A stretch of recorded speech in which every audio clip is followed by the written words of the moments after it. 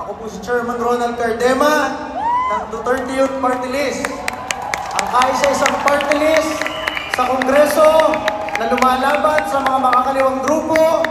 Ang kaisa-isang party list sa Kongreso na nagbabalik ng death penalty para sa mga kriminal, dorogista at MK na terorista. Ang kaisa-isang party list na nagtanggol kay Pangulong Rodrigo Duterte sa Kongreso at sumama kay Vice President Sara Duterte sa Kongreso. Hindi nila alam, si Rodrigo Duterte ay wala pang talo kahit kailan sa kanyang buhay.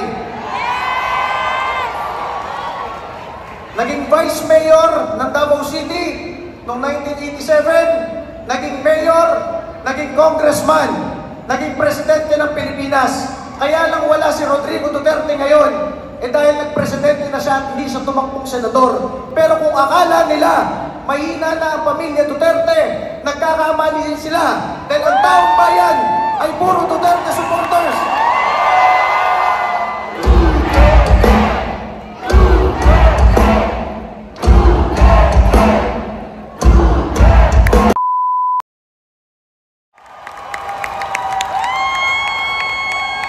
Magandang hapon po sa inyo lahat.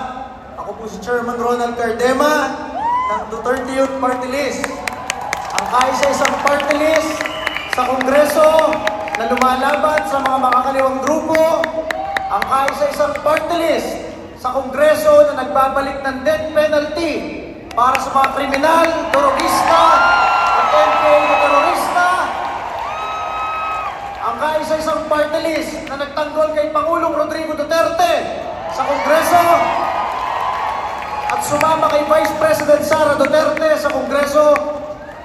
At kung maalala ninyo, sa 300 na kongresista ng bansa, isang Duterte Youth Party List, aapat lamang na bumoto na ma-retain ang SMNI channel sa ating bansa. Ganun po ang aming paninindigan sa Duterte Youth Party List, na kahit nag-aalisan na lahat ng kongresista, kami ay naninindigan para sa aming kaibigan, ang susunod na senador, number 53, Pastor Apollo Kibuloy. Alam niyo, nung tinanggal ako ni Pangulong Bongbong Marcos, kahit fixed term ako sa NYC, as NYC chairman, yun rin ang linggo kung kailan inatake ang KOJC. At sa tingin ko, kami ni Pastor Apollo Kibuloy, baka makuha pa namin sa aming puso, mapatawad kahit konti, dahil mapagpatawad si Pastor. Pero ang hindi namin mapapatawad ay yung ginawa ng mga kongresista kay Vice President Sara Duterte noong huling linggo. Kaya ang aming panawagan mula sa Duterte Youth Party List, tandaan ninyo yung pagmumukha ng 240 na kongresista na nag-impeach kay Vice President Sara Duterte. Kung ano yung ginagawa sa Davao del Sur, sinisira ang letrato ng congressman nila sa sobrang galit ng mga taga Davao del Sur. Sana tayong 32 million na lampas ng mga Pilipino ay manindigan ngayong eleksyon na ito. Huwag niyo iboto! Huwag niyo iboto lahat ng nagtraidor na kongresista sa mga Duterte.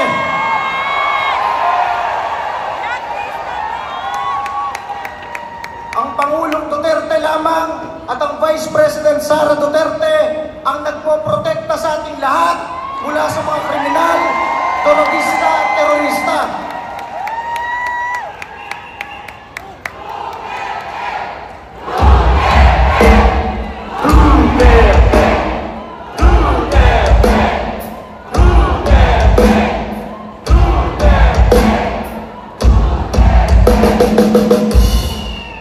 Kaya ang ating panawagan, kailangan protektahan natin ang Pangulong Rodrigo Duterte at ang ating Vice President Sara Duterte. At ngayong eleksyon na ito, lahat ng 240 na yan, kakampanyahin natin matalo sa kanilang mga distrito at probinsya.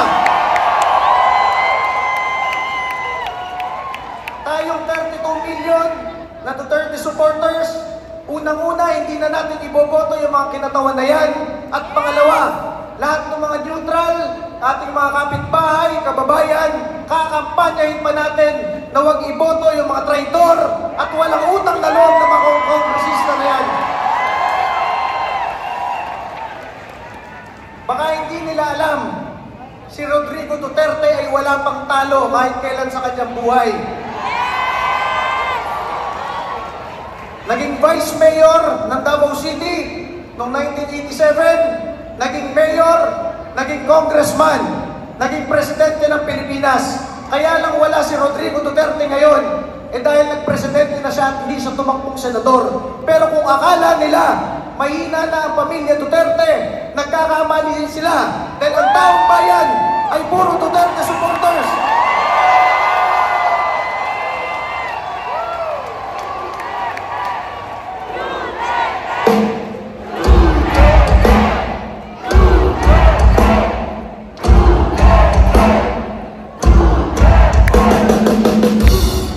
Kaya ang aming panawagan ngayong eleksyon na ito, iboto ninyo ang mga kaalyado ng Pangulong Duterte na narito sa harap at iboto ninyo ang mga senador ni Pangulong Duterte para mapagtibay ang pagbabalik sa Malacanang ni Sara Duterte. Dahil ang tagumpay ni Pastor Kibuloy, ang tagumpay ni Sara Duterte ay tagumpay ng mamamayang Pilipino. So muli po, mula po sa inyong number 5 Duterte Youth Party List, kami ay lumalaban uli ngayong eleksyon na ito. Kami ay naninindigan kasama ninyo at tayo ang magdadala ng liwanag dito sa bayang nalugmok na ito. Muli po, maraming salamat at masabi natin, tatag lang, tatag lang. Maraming salamat po. Maraming salamat kay Chairman Ronald Cardema ng Duterte Youth Party List. Isang malakas na palakpak naman dyan! Mayor Mike Rama! Isang malakas na palakpak!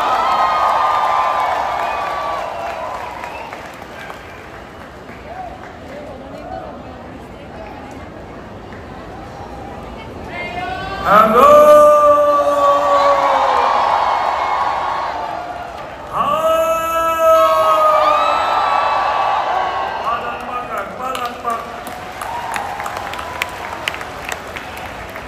In behalf of PDP Laban, that I am the Vice President for the Visayas. I came all the way from Cebu City to be part itong gathering sa kaibigan ko Mandali. Walang iba, 53 sa Baluta, Kibuloy for Senator. Ano pa ba ang kailangan kong sasabihin? Tried and tested yan si Kibuloy. I have known him. Alam na alam ko si Kibuloy. Ako si Apollo. I've been mayor and I've been serving the country for 31 years already. 31 years. Naging presidente po ako ng Councilors League sa buong bansa, Vice Mayor's League sa buong bansa. Presidente po ako sa lahat ng mayors. League Cities of the Philippines, and that brought me nakakilala ko kasi nagpunta na noon when I was the mayor in the city of Cebu somewhere 2010. Kaya nga sabi ko sa sarili ko, sabi kasi ni MJ, Mayor Mike, after last night with Atma and MJ, in-interview ako, ano ba sasabihin ko? Wala na ibang sabihin. Kailangan natin si pastors, 53. Kibuloy sa Senado. Tama ba ako? Kailangan natin taong totoo, taong may puso, taong who will convert like all of you. And that is why I want to be counted. I want to be counted itong importanteng gathering. I know I have visited Pastor Apollo Kibuloy and I know he is watching. Tama ba ako? Pastor, hindi man ako pastor.